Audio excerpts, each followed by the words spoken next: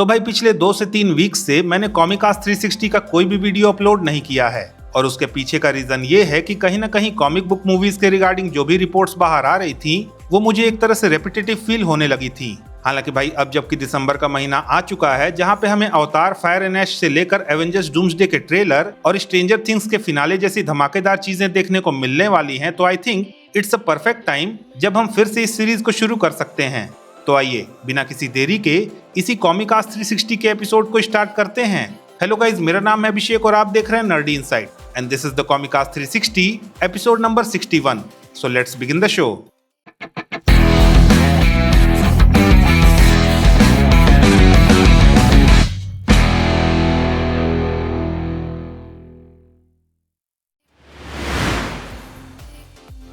तो भाई as we all know कि इस महीने की 19 तारीख को अवतार फ्रेंचाइज की थर्ड फिल्म अवतार फायर एंड ऐश रिलीज होने वाली है और इसी के प्रमोशंस के रिगार्डिंग जेम्स कैमरून आजकल अलग अलग मीडिया पोर्टल्स को इंटरव्यू दे रहे हैं। और इसी में से एक इंटरव्यू के दौरान जब एक इंटरव्यूअर ने उनसे अवतार फायर एंड ऐश के बजट के बारे में पूछा तो चचा थोड़े इमोशनल हो गए और उन्होंने बिना कोई एग्जैक्ट फिगर देते हुए ये कह दिया कि इस मूवी को बनाने में लगभग 1 मीट्रिक टन पैसा लगा है और इस मूवी को प्रॉफिटेबल होने के लिए एटलीस्ट 2 मीट्रिक टन पैसा कमाना पड़ेगा। इनफैक्ट भाई जेम्स कैमरून तो भौकाली टाइट करने में इतना ज्यादा बह गए कि उन्होंने ये भी कह दिया कि ऐसे तो उन्हें पता है कि Avatar fire and ash box office पे जम के पैसा कमाने वाली है, पर अगर ये उतना पैसा नहीं कमा पाती जिससे कि अवतार फ्रेंचाइज को कंटिन्यू करने का मोटिवेशन बना रहे, तो फिर ना तो वो खुद अवतार फ्रेंचाइज के आगे के पार्ट्स बनाएंगे और ना ही किसी को बनाने देंगे, बल्कि इस फ्रेंचाइज की आगे की स्टोरी को वो बुक्स के थ्रू ही कंप्लीट करेंगे।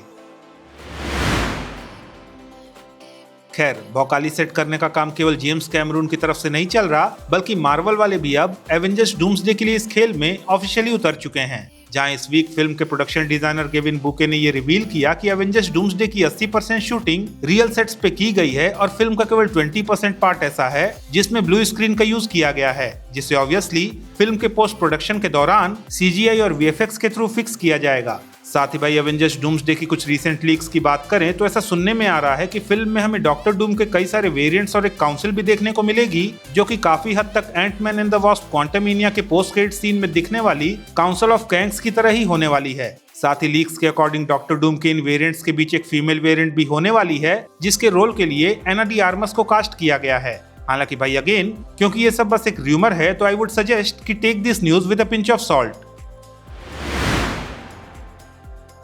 तो भाई अब अगर ब्लैक पैंथर के MCU फीचर की बात करें तो रिसेंटली डेनियल RPK ने ये रिपोर्ट किया कि एवेंजर्स डूम्सडे में हमें शूरी के अलावा भी ब्लैक पैंथर का एक और वेरिएंट देखने को मिलेगा। साथ ही भाई एट द सेम टाइम पिछली दोनों ब्लैक पैंथर मूवीज को डायरेक्ट करने वाले रियान कुगलर ने भी रिसेंटली ये अनाउंस किया कि उनकी अगली फिल्म जिस पे वो काम करना स्टार्ट कर चुके हैं वो ब्लैक पैंथर 3 होने वाली है। और भाई यहाँ पे आई थिंक मोस्ट प्रोबेबली हमें जो एक्टर नए ब्लैक पैंथर के रोल में ब्लैक पैंथर 3 में देखने को मिलने वाला है उसकी पहली झलक कहीं ना कहीं एवेंजर्स डूम्सडे में ब्लैक पैंथर के वेरिएंट के रूप में देखने को मिल सकती है। अब भाई स्पाइडरमैन 4 के रिगार्डिंग भले ही हर वीक कुछ न कुछ लीक्स बाहर आती ही जा रही हैं, पर कहीं ना कहीं अभी भी फिल्म के विलेन और सेडी सिंह के रोल को लेकर एक बड़ा सस्पेंस बना हुआ है। तो भाई उसी रिगार्डिंग इस वीक हमें कुछ लीक्स के थ्रू ये जानने को मिला कि फिल्म में सेडी सिंह कहीं ना कहीं एक शेप शिफ्टर का रोल प्ले करने वाली हैं। वहीं अगर फिल्म के विलेन की बात करें तो रिपोर्ट्स के अकॉर्डिंग फिल्म की विलेन होगी शाथरा, जो कि मार्वल कॉमिक्स में एक ऐसी मल्टीवर्सल बीइंग है जो पूरे मल्टीवर्स में स्पाइडर टोटेम्स या फिर उन इंडिविजुअल्स को हंट करती है जो कि मार्वल कॉमिक्स में web of life and destiny से कनेक्टेड हैं। इनफैक्ट भाई शाथरा मार्वल कॉमिक्स में एक शेप शिफ्टर भी है जो कि अपने कई सारे वुमेन अवतार में कॉमिक बुक्स में अपीयर भी हो चुकी है। एंड भाई अब अगर सेडी सिंह के रोल और विलेन के लीक्स को कनेक्ट करें तो कहीं ऐसा तो नहीं कि सेडी सिंह इस फिल्म में फिल्म की विलेन शाथरा का रोल प्ले करने वाली हैं।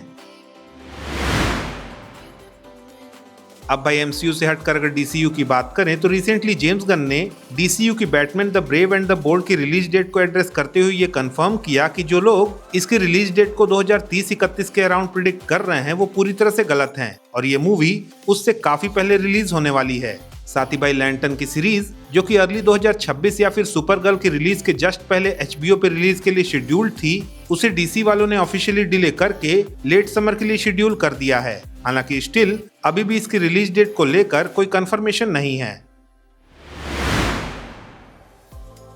खैर, अब अगर स्ट्रेंजर थिंग्स की बात करें तो भाई सीजन 5 के वॉल्यूम 1 जिसमें सीजन के पहले 4 एपिसोड्स हैं उसने रिलीज के साथ ही लिटरली बवाल क्रिएट कर दिया है। क्योंकि सबसे पहले तो जैसे ही वॉल्यूम 1 नेटफ्लिक्स पे स्ट्रीम होना शुरू हुआ तो ओवरलोड की वजह से नेटफ्लिक्स के सर्वर्स क्रैश होने लगे। खैर, जैसे ही नेटफ्लिक्स ने ये इशू रिजॉल्व किया तो वॉल्यूम 1 ने लिटरली इस फ्रेंचाइज और नेटफ्लिक्स के लिए रिकॉर्ड्स की बारिश शुरू कर दी, जहां सबसे पहले तो सीजन 5 का mid season finale stranger things की हिस्ट्री का हाईएस्ट रेटेड एपिसोड बन गया। तो वहीं नेटफ्लिक्स की हिस्ट्री में पहली बार ऐसा हुआ कि किसी फ्रेंचाइज के सारे पार्ट्स एक साथ world wide top 10 trending list में चल रहे थे। एंड भाई, जिस तरह से डफर ब्रदर्स ने इसके वॉल्यूम 2 के लिए कहा है कि इस पार्ट को वो लोग पिछले 10 साल से प्रिपेयर कर रहे थे और यहाँ हमें पूरी सीरीज के सारे क्वेश्चंस के आंसर मिलेंगे, तो भाई यू कैन जस्ट इमेजिन कि सीजन 5 का वॉल्यूम 2 और फिनाले क्या गदर काटने वाले हैं। तो भाई दैट्स इट, ये थी इस वीक की कॉमिक बुक मूवीज से रिलेटेड कुछ मेजर न्यूज एंड अपडेट्स। अगर आपको ये अपडेट्स पसंद आई तो प्लीज इस वीडियो को लाइक कीजिए, शेयर कीजिए और हाँ, अगर आपके कुछ सजेशंस हैं तो please don't forget to comment और जाते जाते प्लीज इस चैनल को सब्सक्राइब करना भी ना भूलें। तो मिलता हूं मैं आपसे अगली वीडियो में, तब तक के लिए have fun and enjoy the day.